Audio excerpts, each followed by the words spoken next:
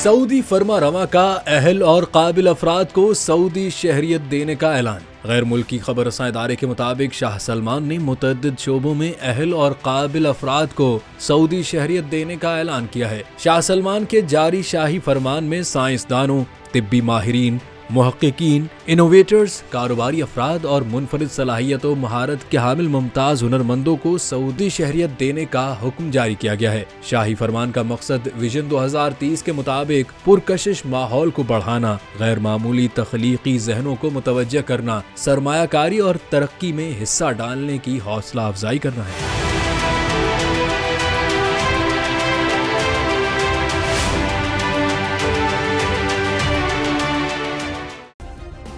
Subscribe करें और bell दबाएं ताकि कोई खबर रह न जाए।